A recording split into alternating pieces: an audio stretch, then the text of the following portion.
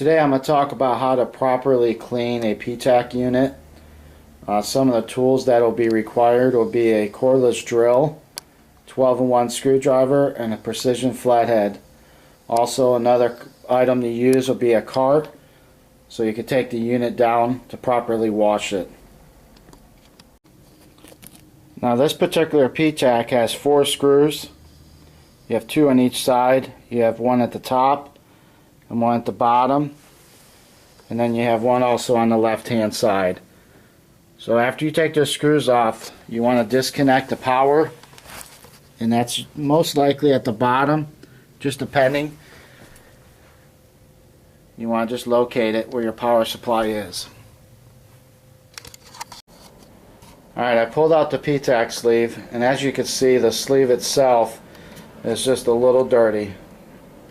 So this will be a part of your PM. This will be just done once a year. Same thing with the sleeve. You just want to take it out.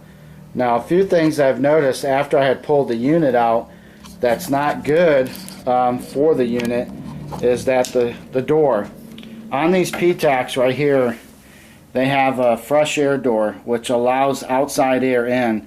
Well, in this particular unit, this is how I found the door when I pulled it out. So what's happening is during the summer, it's taking the outside humid air and actually allowing that outside air to come in through here and come out through this coil. So if you notice with the unit out, the coil is not too bad, but what I'm going to show you is what's really dirty is the actual fan motor. So if you notice, it's a little bit dirty here because that's from the outside, so that's normal. And if you see inside the PTAC itself, it's a little dirty. But the problem of most of your air conditioning issues are right here inside this cage, and I'll show you in the squirrel fan that there's a lot of dust and dirt in there. So now we're going to take the unit outside and see what it looks like from after it's taken apart. Alright, now that I have the unit outside, there's several screws you want to take off. You got a couple screws here, you got a couple screws right here, and also right here. Basically, you're just looking at the pattern. And if you notice right here, after I pull these 2 off right here, you take the cover off, and you got a couple screw holes here, and then you got a couple down here. What you want to do is after that's pulled off, this unit is just going to pop off. You just set it down, okay? And that's how it sits there. You want to take this stuff off, and then basically once that's off, pretty much you just want to pull up, and you can see right here how this is coming up. Now that you're doing this, you can get to the actual squirrel cage and take a look at it. Now by popping off this cover, if you notice right here, it's got a little lip. So it slips under right here, so it clips in there. But if you look at it now I can get into the squirrel cage and clean this better. And if you look, you have a better access to the squirrel cage itself. So now the next step I'm going to do is take this plate off here, and this actually gets to the heat strips, which now allows me to get behind this coil. And again, just look at your pattern here, and there's several screws, and that will take off that clip. So I'm going to take those off, and then we'll take a look at the heat strip. Now as you can see, I've got the heat strip coil out, and that'll give you a better understanding how the heat strip works. And if you look around there, you can actually see that you have some dirt and debris around it.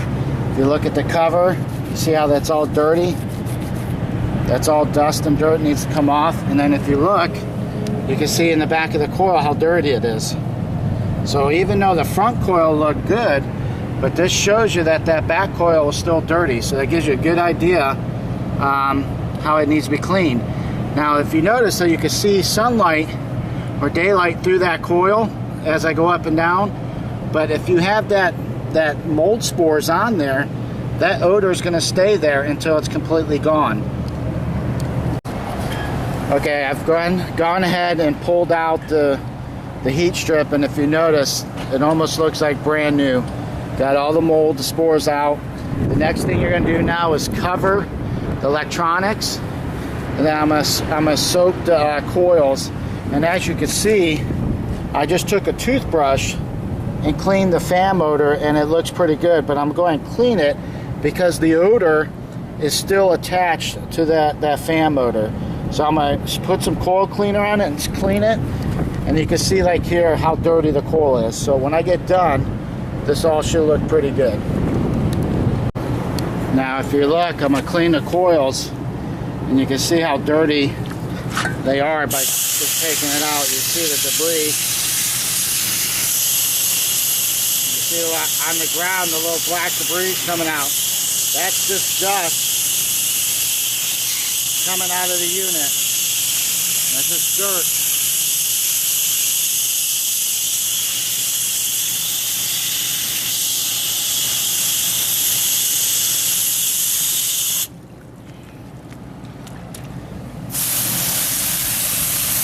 And all you want to do is just sit there and hose it down, and then give it a good old wipe when you're done. But the best way to do it is by cleaning the coil really good.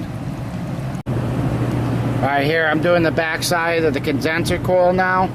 You can see that I put the coil cleaner on there. I went ahead and washed out the back of the unit. You can see all the dirty water there. You can see that I also did the fan. And I'm doing the coil again because I keep getting debris out of there. So doing it a couple times is actually okay. And you want to let it sit in there 5 or 10 minutes because you want that coil cleaner to set into the coils and get down and deep, because remember, the odor comes from right here. If you've got any of the dirt or anything on that fan motor, when that fan starts spinning, that's what moves the air, and that's what's going to give the odor and put the odor in the room, and that's what's going to give your guests complaints of PTAC units with odor. Alright, as you see, I'm going to start rinsing the coil, and you're going to see how dirty this water is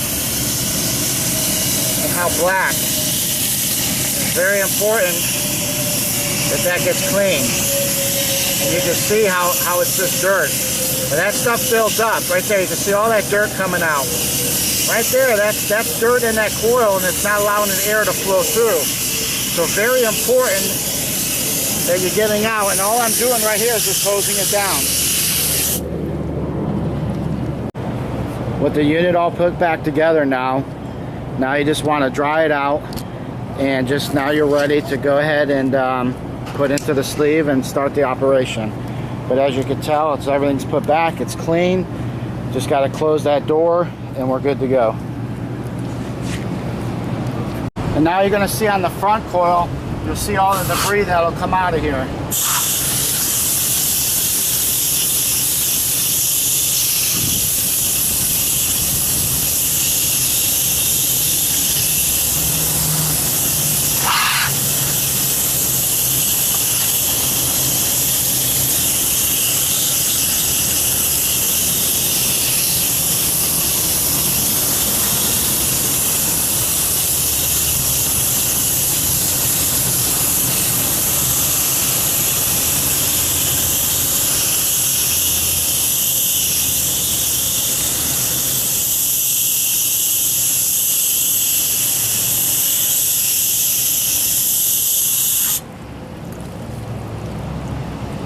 And as you can see on the coil, there's little black dots right there, all through there.